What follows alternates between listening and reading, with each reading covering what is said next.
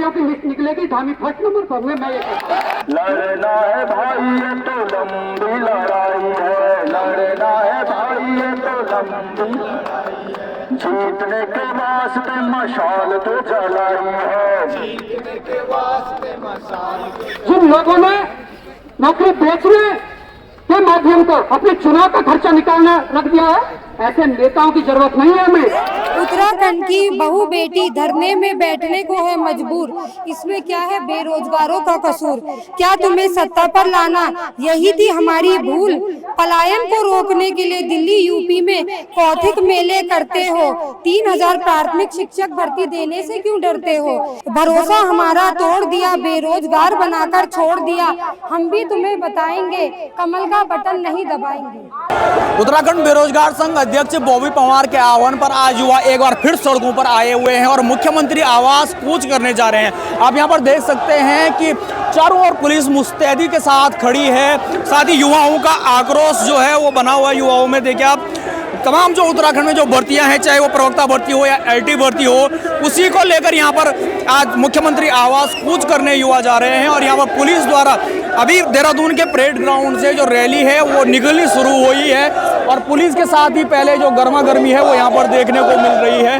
Police के साथ आप यहाँ पर देख सकते हैं कि पुलिस ने चारों ओर से यहाँ पर बैरिकेडिंग लगा दी है। पुलिस यहाँ पर बेरोजगारों को रोकने की कोशिश कर रही है, लेकिन यहाँ पर आप देख सकते हैं, ये आप देखिए बेरोजगार युवाओं जो राजपुर रोड से है वहां से दिलाराम चौक होते हुए जाने नहीं दे रहे, लेकिन आगे से भी पुलिस यहीं पर रोकने का प्रयास कर रही है। ये देखिए आप,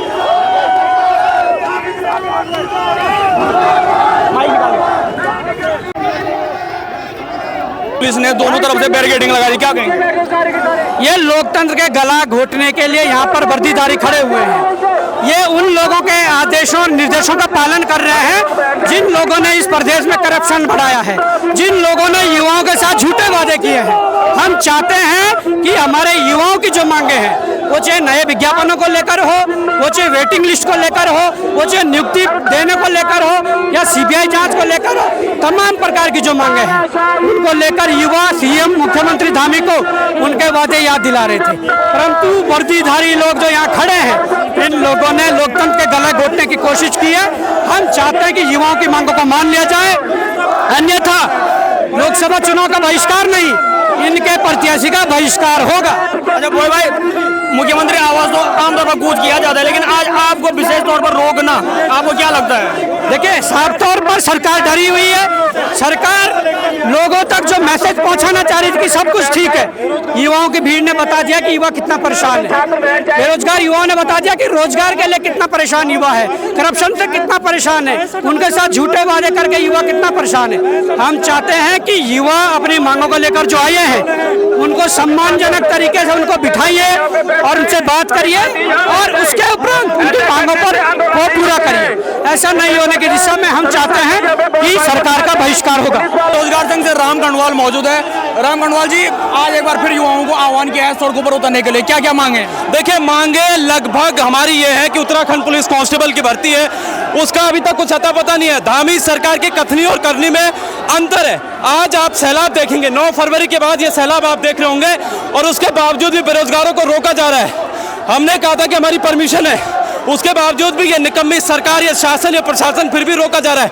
हमने इनसे कहा था कि आप पुलिस कांस्टेबल की वेटिंग निकालिए, आप इसके अलावा जो कनिष्ठ सहायक की वेटिंग है, जो बहुत संवर की वेटिंग है, इनको वो निकाली नहीं जा रही है। और कह रहे हैं फर्जी तरीके से ये क्या कर रहे हैं, ये उनके ज्वाइनिंग लेटर दे रहे हैं, उसमें डेट नहीं लिखी है। ज्वाइनिंग लेटर तो दे रहे हैं लेकिन डेट नहीं लिखी कि कब आपको ज्वाइनिंग मिलेगी। तो आप ये समझ सकते हैं, अगर वाकई में उत्तराखंड सरकार काम कर रही है, अगर वो अपना नाम कर रही है, बेरोजगारों ने कह दिया है कि अगर पुष्कर धामी हीरो हैं, तो भैया भीड़ क्या है? इस भीड़ को आप देख सकते हैं, समझ सकते हैं कि कितनी आज ये सड़कों पर सैलाब आया हुआ है। तो बिल्कुल ये जो भीड़ है ये 9 फरवरी की याद दिलाता है। 8-9 फरवरी को भी इसी प्रकार से जो युवाओं का हुजूम था वो गांधी पार्क पे उमड़ा था और उसके बाद जो कुछ घटा वो आप सब ने देखा और यही आज यहाँ पर देखने को मिल रहा है। भारी तादाद में जो युवा है वो सड़कों पर उतरे हुए हैं और यहाँ से मुख्यमंत्री आवास कूच करने नहीं दिया जा रहा युवाओं को। पुलिस ने जो दिलाराम चौक और जो सचिवालय के साइड से दोनों तरफ से पुलिस ने बैरिकेडिंग लगा दी है और युवाओं को बीच में रोकने की यहाँ पर कोशिश की जा रही है। मेरा नाम सीमा रावत है। हम आज आपको यहाँ पर दोनों तरफ से बैरिकेडिंग लगाकर रोक दिया गया, मुख्यमंत्री आवास कूच करने जा रहे थे, क्या कहेंगे? सर अभी शासन प्रशासन से बात चल रही है, अगर हमें आगे जाने दिया जाएगा तो हम अवश्य ही जो है मंत्री आवास कूच करेंगे। और दूसरा सर हम यहाँ पे जो है डाइट से आए हैं, हम लोगों ने 2 साल का प्रशिक्षण किया है और हमारा जो बैच है वो 2019-20 का है। तो जो उत्तराखंड में लास्ट जो प्राथमिक शिक्षक की भर्ती आई थी वो 4 साल पहले आई थी 2020 में, तब से लेकर अब तक 4 साल हो चुके हैं। सरकार को इस बात की कोई सुनवाई नहीं है, कोई खबर नहीं है कि हमारे जो मतलब बच्चे हैं, स्कूलों में इतने सारे बच्चे हैं और वहाँ पे टीचरों की कोई व्यवस्था नहीं है। तो सरकार से हमारी यही मांग है कि जल्द से जल्द प्राथमिक शिक्षक भर्ती का विज्ञापन जारी किया जाए। जी सर, मैं रितु सिरसौल बोल रही हूँ और हम यहाँ पे प्राथमिक भर्ती शिक्षा जारी करने की मांग कर रहे हैं और जिसके लिए हम बहुत दिनों से धरना भी दे रहे हैं, लेकिन हमारी मांग कोई भी सुन नहीं रहा है। इसलिए हम चाहते हैं कि सरकार जल्द से जल्द ही हमारी मांग को पूर्ण करे। सर हम हरिद्वार से के पास रुड़की शहर है, रुड़की के पास एक गांव से है और हम ही नहीं बल्कि उत्तराखंड के 13 जिलों से यहाँ पे हमारे प्रशिक्षु साथी आए हुए हैं। हम 2019 में बैच पास आउट है, हमने 2019 में परीक्षा पास की थी। उसके बाद सर कोरोना काल में हम अपने घर रहे, हमारी काउंसलिंग भी हो चुकी थी।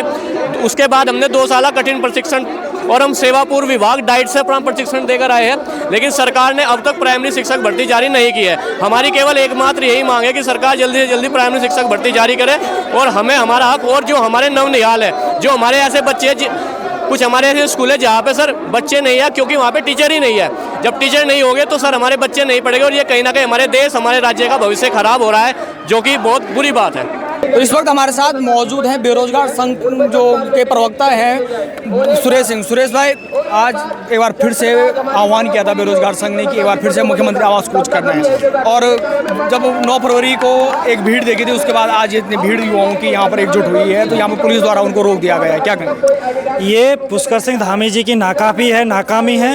ये पुष्कर सिंह धामी जी का खौफ है कि आज उनको उत्तराखंड बेरोजगार संघ को रोकने के लिए शहर के चारों तरफ बैरिकेडिंग लगाए जा रहे हैं। और ये कहीं ना कहीं पुष्कर सिंह धामी जी का खौफ ये भी है कि अगर युवा इस तरीके से सड़कों पर उतर रहा है तो कहीं ना कहीं उनकी जड़ें हिलने वाली हैं। आगामी लोकसभा चुनाव में उनका पूर्ण तरीके से बहिष्कार होने जा रहा है। हम लोकसभा चुनाव का तो कोई बहिष्कार नहीं करेंगे, किंतु इतना जरूर है जहां जहां भारतीय जनता पार्टी के प्रत्याशी चुनाव मैदान में होंगे उनका हम पूर्ण तरीके से विरोध करेंगे।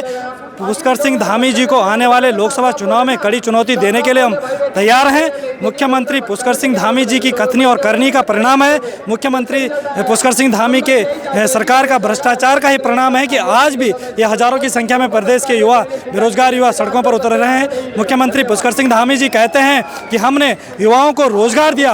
अगर आपने वाकई युवाओं को रोजगार दिया तो आपके सरकारी विभागों के अंदर 65,000 पद क्यों रिक्त पड़े हैं? यदि आपने युवाओं को वाकई रोजगार दिया है तो आज ये हजारों की संख्या में जो ये प्रदेश की देहरादून की सड़कों पर युवा है ये क्यों नजर आ रहा है? यह इसका सीधा और स्पष्ट अर्थ यही निकलता है कि आपकी सरकार युवाओं के प्रति संवेदनशील नहीं है, आपकी सरकार युवाओं के पक्ष में सकारात्मक रुख नहीं अपना रही है, आपकी कथनी और करने में अंतर है। और यही वजह है कि आज 65,000 पद रिक्त पड़े हैं। तमाम अध्याचन विभिन्न विभागों के आयोग को जा चुके हैं, लेकिन वो अध्याचन आयोग के अंदर धूल झांकने का काम कर रहे हैं और आयोग के सचिव अध्यक्ष वहाँ पर बड़े उदासीन बैठे हुए हैं। तो ये कहीं ना कहीं आपका नकारात्मक रुख युवाओं के प्रति साफ नजर आ रहा है। इसका बखूबी जवाब हम आने वाले लोकसभा चुनाव में आपको देने जा रहे हैं और कड़ी चुनौती आपको आने वाले लोकसभा चुनाव में मिलेगी।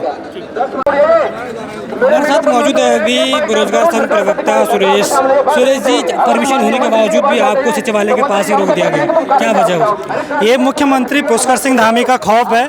ये पुष्कर सिंह धामी उत्तराखंड बेरोजगार संघ से बुरी तरह से डरे हुए हैं, बुरी तरह से बौखलाए हुए हैं और यही वजह है कि आज मुख्यमंत्री पुष्कर सिंह धामी को शहर के चारों तरफ बैरिकेडिंग लगाकर उत्तराखंड बेरोजगार संघ के साथियों और तमाम बेरोजगारों को रोकने की प्रयास किया जा रहा है। लेकिन हम मुख्यमंत्री पुष्कर सिंह धामी जी को स्पष्ट शब्दों में जवाब देना चाहते हैं कि आप यहाँ पर तो उत्तराखंड बेरोजगार संघ के साथियों और तमाम बेरोजगारों को रोक लेंगे, लेकिन आने वाले लोकसभा चुनाव में हम आपको कड़ी चुनौती देने जा रहे हैं। आपके तमाम प्रत्याशियों का बहिष्कार करने जा रहे हैं और जितने प्रत्याशी जिस क्षेत्र में तैयारी करेंगे उत्तराखंड बेरोजगार संघ और उसके तमाम पदाधिकारी वहाँ सरकार और मुख्यमंत्री पुष्कर सिंह धामी का विरोध करेंगे। इसीलिए अभी भी मुख्यमंत्री पुष्कर सिंह धामी के पास शेष 8 दिन बचे हैं। इन 8 दिनों में आप मैक्सिमम अध्याचनों पर विज्ञापन जारी करें। जो तमाम अध्याचन लोक सेवा आयोग और अधीनस्थ सेवाचयन आयोग में फाइलों के अंदर धूल झांक रहे हैं, उन तमाम अध्याचनों को विज्ञापन में तब्दील करिए और उत्तराखंड के बेरोजगार युवाओं को रोजगार के साधन उपलब्ध कराइए, वरना तैयार रहिए लोकसभा चुनाव के लिए। हम आपको कड़ी चुनौती देने जा रहे हैं, आपकी ईंट से ईंट बजाने के लिए आतुर हैं और इसका बहुत जल्द आपको देखने को मिलेगा। लोकसभा चुनाव में बहुत कम समय शेष है और हम पूरी तरीके से तैयारी कर चुके हैं, पूरी तरीके से तैयार हैं। आपको आगामी लोकसभा चुनाव में हम हर प्रकार से जवाब देने का तैयार हैं। सुरेश जी, जो बीजेपी की रैली होती है उत्तराखंड में, उसमें कहा जाता है कि पहाड़ का पानी और पहाड़ की जवानी पहाड़ के काम आना चाहिए, लेकिन पहाड़ की जवानी सड़कों पर है। इस पर क्या कहेंगे आप? देखिए, आज दुर्भाग्य है हमारे प्रदेश का कि आज न प्रदेश का पानी प्रदेश के काम आ रहा है और ना ही प्रदेश की जवानी प्रदेश के काम आ रही है। प्रदेश की जवानी जो है बाहर के प्रदेशों के अंदर होटल में बर्तन धोने का काम कर रहे हैं और प्रदेश का पानी यहाँ से अन्य प्रदेशों के लिए सप्लाई होकर वहाँ की हरियाली में अपना महत्वपूर्ण भूमिका निभा रहा है। लेकिन ये दुर्भाग्य है और ये तो हमारे देश के प्रधानमंत्री माननीय श्री नरेंद्र मोदी जी ने भी कहा कि हम प्रदेश की जवानी और प्रदेश को पानी के बचाने का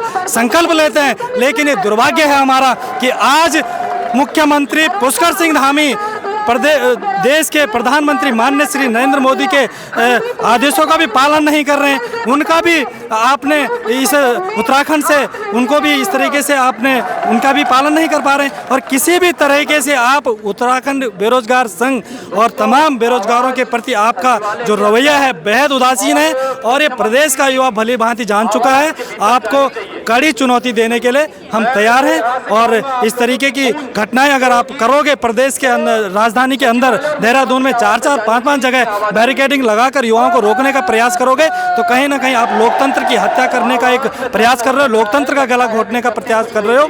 ये बिल्कुल भी बर्दाश्त नहीं होगा। आने वाले लोकसभा चुनाव के लिए आपका हम पूरी तरीके से बहिष्कार करेंगे, आपके तमाम प्रत्याशियों का हम बहिष्कार करेंगे। सुरेश जी, घोषणाओं पर जाएं तो 25,000 वैकेंसी जो है घोषणाएं होती भर्ती की, लेकिन 65,000 खाली है, रिक्त पद है, 65,000 रिक्त पद है। क्या कहेंगे? ये मुख्यमंत्री की कथनी और करनी का परिणाम है। मुख्यमंत्री विभिन्न मंचों पर कहते हैं कि हमने इतने युवाओं को रोजगार दिया। अगर आपने वाकई युवाओं को रोजगार दिया है तो ये हजारों युवा जो आज सड़कों पर उतरा है, ये क्यों उतरा है? इनको तो विभिन्न विभागों में सेवारत होना चाहिए था, प्रदेश की सेवा करने के लिए विभिन्न विभागों में कार्यरत होना चाहिए था। ये कुछ नहीं है, ये सिर्फ ढंगोसला है, ये युवाओं को बहलाने का प्रयास है, ये युवाओं को गुमराह करने का प्रयास है और कुछ नहीं है। 65,000 पद रिक्त पड़े हैं, तमाम विभागों में रिक्त पद पड़े हैं। यहाँ चतुर्थ श्रेणी से लेकर एसडीएम तक भ्रष्ट अधिकारी आप नियुक्त कर रहे हैं बिना विज्ञापन के। आप बिना नियम विरुद्ध आप एसडीएम बना रहे हो, नियम विरुद्ध आप चतुर्थ श्रेणी के कर्मचारी रख रहे हो, बाहर के प्रदेशों को यहाँ नौकरी देने का काम कर रहे हो। ये कहीं ना कहीं आपकी कथनी और करने का परिणाम है। इसीलिए आज युवा परेशान है, हताश है, निराश है और इसीलिए सड़कों पर उतरने के लिए वो आज मजबूर है।